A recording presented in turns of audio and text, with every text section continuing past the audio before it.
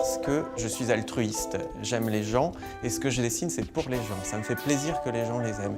J'aime que tous mes objets soient des objets à sens, en fait, qu'ils racontent d'eux-mêmes une histoire.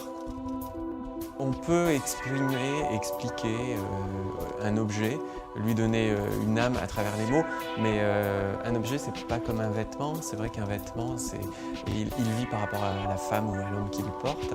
Un objet, il s'exprime tout seul parce qu'il a sa fonction, et avant tout, c'est l'utilité qui parle, et l'esthétique, subjective, suffit à lui donner sa force.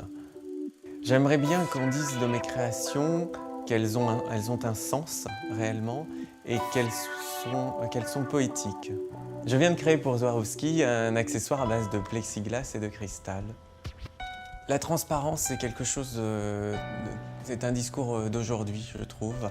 Je crois que le cristal a tout de même une vocation purement luxueuse, qu'elle peut s'associer à des matériaux qui ne le sont pas, mais la finalité, le résultat sera un objet luxueux.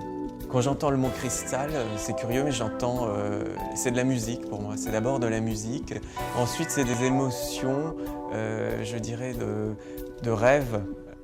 Le cristal, c'est forcément romantique, à mon avis. Il y a de plus en plus d'accessoires.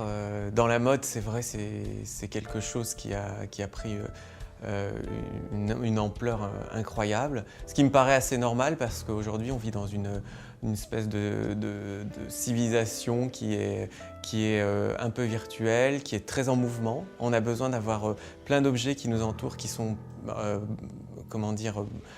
emplis d'affectifs. Et ça se retranscrit aussi dans la décoration, dans la maison, de la même manière. C'est plein de petits objets qui ont une fonction affectif et éphémère. J'ai un accessoire fétiche, ce serait plutôt mon carnet de croquis, qui est vraiment l'objet qui me suit partout et qui en fait est ma conscience et mon inconscience aussi.